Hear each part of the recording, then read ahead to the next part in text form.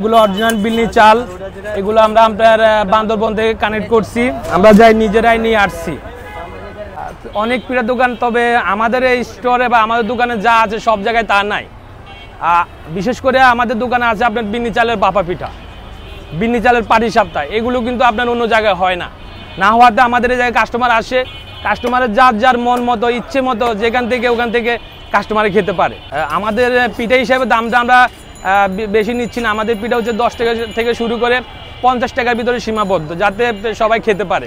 বিন্নি চালের পিঠা কত করে? বিন্নি চালের বাহা পিঠাটা নিচ্ছি আমরা 40 টাকা।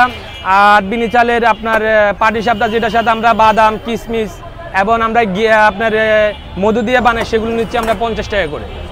হ্যাঁ, এটার সাথে মধু দিচ্ছি যাতে মানুষের শীতের সময় যাতে অন্তত শরীরটা মানুষের গরম থাকে, এই কারণে গরম পিঠার সাথে গরম মধু।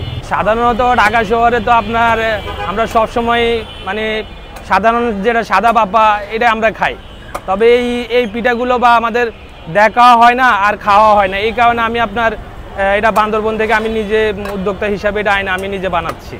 আমার দোকানের মানুষ আসবে, আমাদের দোকানের ঠিকানাটা হচ্ছে New Market, Elephant Road, Star Kabab হোটেলের ঠিক অপর পাশে। অপর পাশে। আপনার নাম কি ভাই? আমার নাম হচ্ছে মোহাম্মদ শফিকুল ইসলাম।